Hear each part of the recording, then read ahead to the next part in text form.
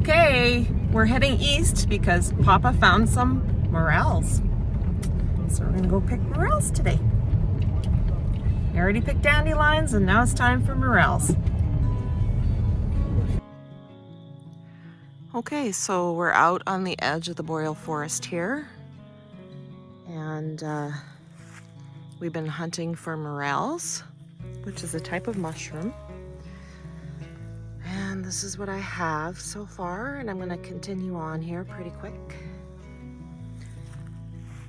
Papa is out there somewhere. He's angling himself back to the truck, but he's out there somewhere picking morels. So I'm going to head the other way and see if I can find some farther south. But yeah, that's a pretty decent start.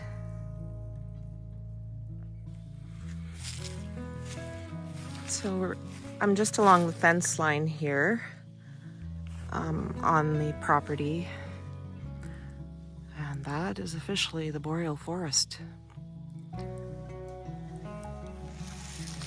And we've been searching for morels.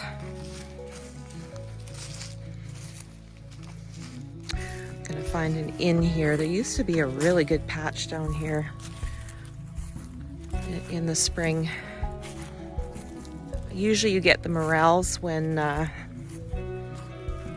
it's a little bit warmer in the spring and you've had a nice warm rain and some heat, a little bit of heat after, and it brings out the morel mushrooms. So this looks like a good spot here to just go in. I don't know if we're gonna find anything here. Papa had said that he kind of scanned it earlier, but in all honesty, once you get right in there, you likely won't see them.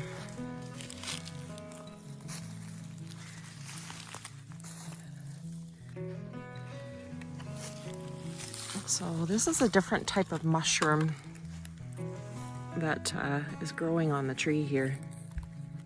Let's see if I can.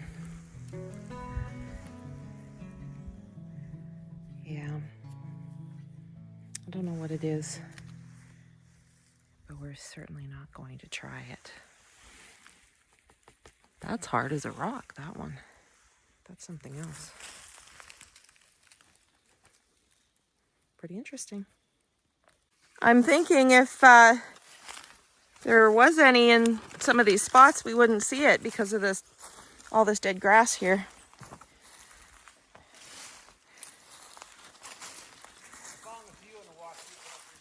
Okay.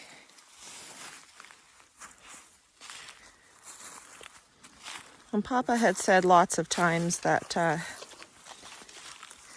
you'll find morels. Okay.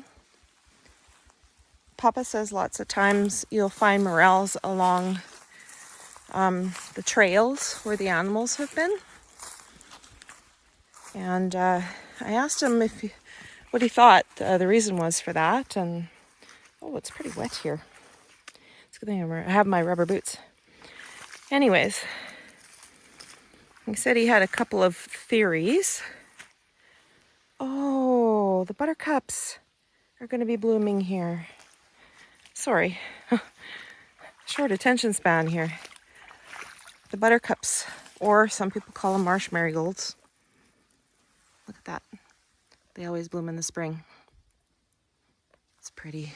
Anyways, back to what I was saying, is along the trails where the animals have been, he says he has two different theories. Number one, the morels are there because the animals are pooping out the spores. And I'm like, ew, yeah, I suppose. And also, too, it's a packed trail more so. And there would be more moisture laying in there. Not too much, but more moisture laying in there that would help promote the growth of the morels. And you know, honestly, in this spot, we had such good luck. but yet I'm not seeing anything here. We might need to move up a little farther here. We'll see. You'll also find a lot of wild raspberry canes and bushes in the forestry too, as well as we have choke cherries that are native to this area. Saskatoon berry. I think in the States they might call it the Juneberry bushes. And high bush cranberry. You can harvest hazelnuts if you can get to them before the squirrels do. And you can harvest rose hips. There is a wide variety of things that you can harvest in the forestry here. I mean, not just hunt, but forage for mushrooms, all kinds of things. And did you know that dandelions are edible? I believe the whole plant is. There's actually food all around you, but you don't really realize it. It's pretty wet down here. I think I'm going to turn around and head back. So here's another kind of mushroom. But I'm not exactly sure what it is. I should have brought my book. You can find all kinds of unique and interesting mushrooms in the forestry. Very colorful ones too. And very poisonous ones as well.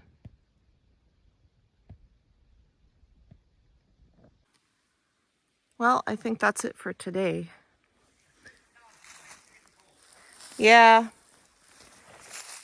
The season is very short for morels. Either going to hit it right or you're not going to hit it at all.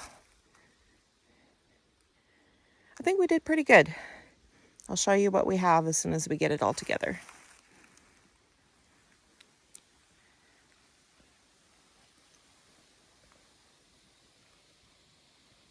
Let's see who won today. Well, my fiery fruit bunch away. Oh, I'm sure you did. I tripped on the so I got you. Oh, yeah. Yeah. Let's see.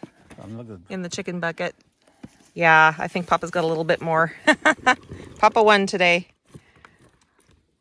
Well, with what you have at home, I would say that's a gallon of morels. That's pretty good. Well, this looks like a really great haul here today.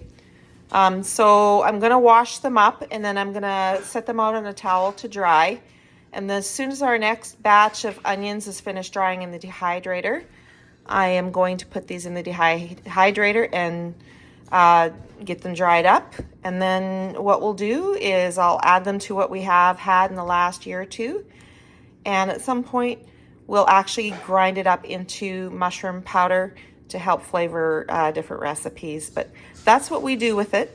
If you're going to eat it fresh, you're going to fry it up very sparingly. It is very, very rich. But yeah, so we're going to get these washed up and get them drying. Okay, so I've got them all washed and just the little tips of the stems cut off there. They are very fragile during the washing process, and sometimes because they're so full of moisture and very fragile, sometimes you lose a few in the cleaning process. But now we're just going to let them dry a little bit. I'm going to have to empty that dehydrator out. The onions should be done. And then we'll load up the dehydrator with the mushrooms.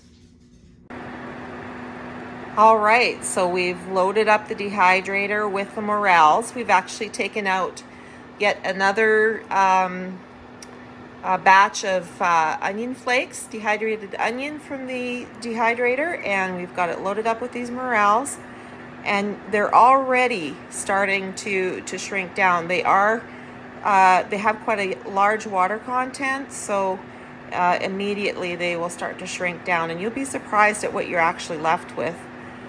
So I just wanted to show you that, and we'll bring you back when these are all completely dehydrated.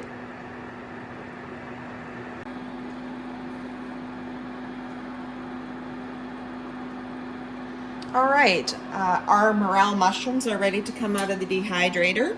We did have the dehydrator on high for the bulk of the time that it was drying out. And then once it got quite dry, then I slowly turned it to medium and low, and then to fan only, just to cool the mushrooms down before I put them in the jar. So we're just going to turn off the dehydrator here, and we're just going to take a look, and we'll see how dry they are.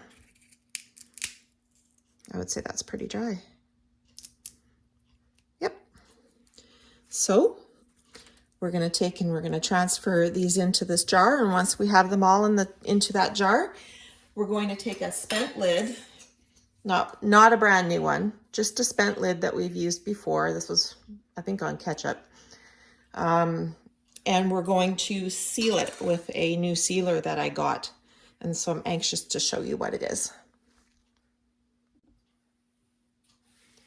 Okay, so we were able to fit all of the morels into a 2-quart jar. I had to push them down just a little bit to get them all in, but we did okay. So I'm just going to seal them up because I'm not ready to grind them up into mushroom powder. So I'm going to seal these up along with a couple of dehydrators full of dehydrated onions. And the reason why I picked the specific jars is because this is a regular mouth jar and this is a wide mouth jar.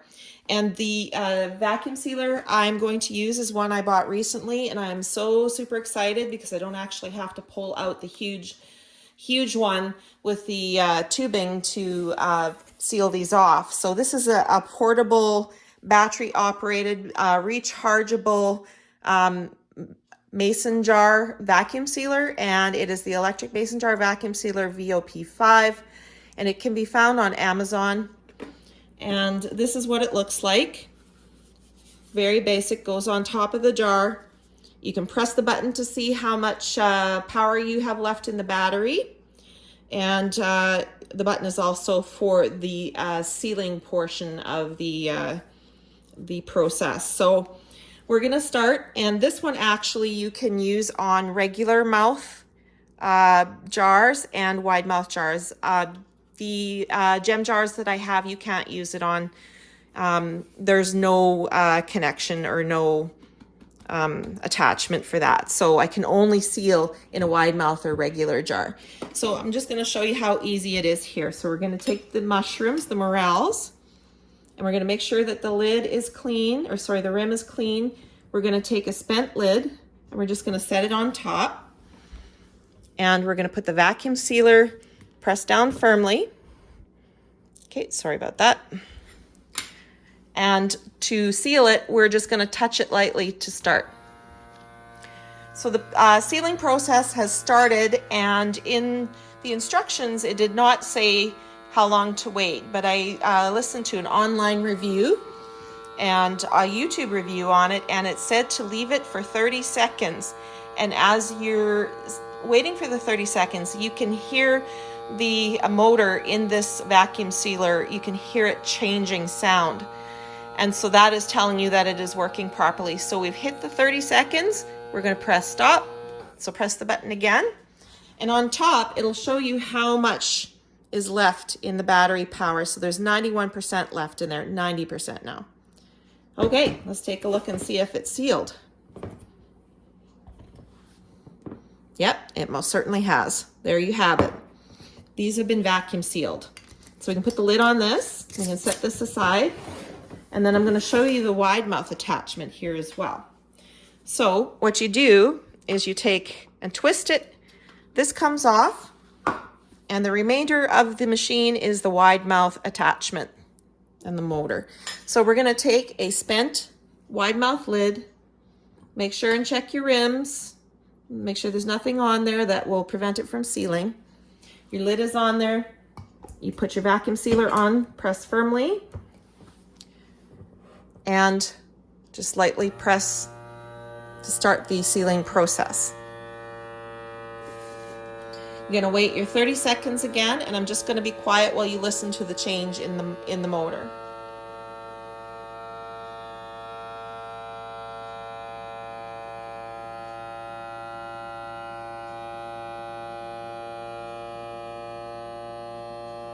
So you can hear it become more high-pitched as we reach the 30 seconds.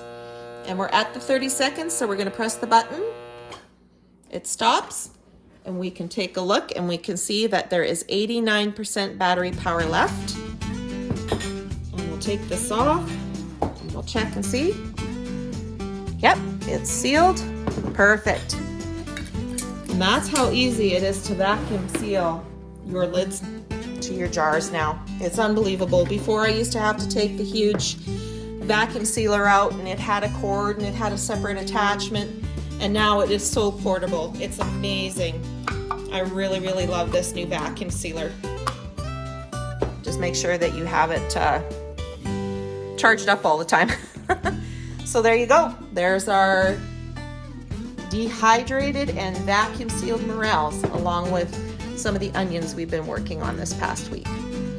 And that's it. I hope you enjoyed picking morels with me and dehydrating and sealing them up and preserving them for later use. I thank you for joining me. Bye-bye.